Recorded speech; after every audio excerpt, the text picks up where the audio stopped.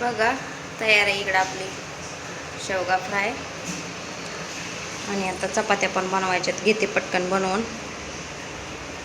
त्या दोघांची झोप चालली. ते दोघं उठले की मग सगळं थांबलं जाग्यावरच. भांडे पण लावायचेत घासलेले.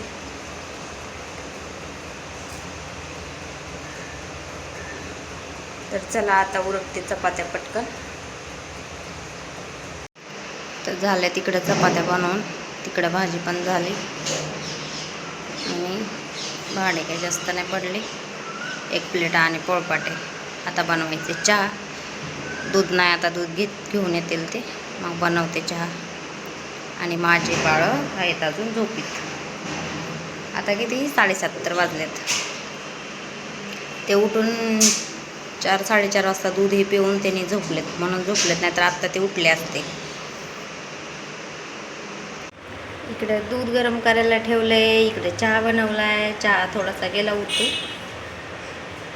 आणि एक बाळ उठले माझा.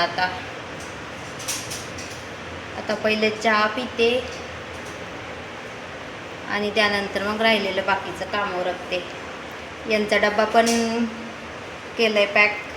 यांना पण दिले चहा. आता ते निघतील आणि मग आता राहिलेले बाकीचे काम उरकते मी चहा पिल्यावर.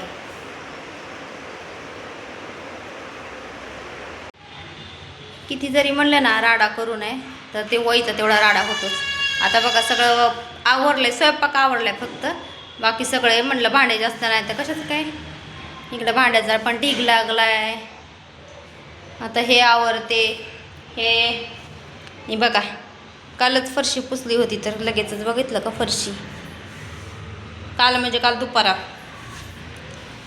आणि ह्या दोघांचं पण आवरलं, म्हणजे उठलेत हे दोघं. ह्यांना दूध पाजलं आणि खेळायला लागलेत ते. आणि इकडे बघा त्यांना दिलं तर काकडी खायला.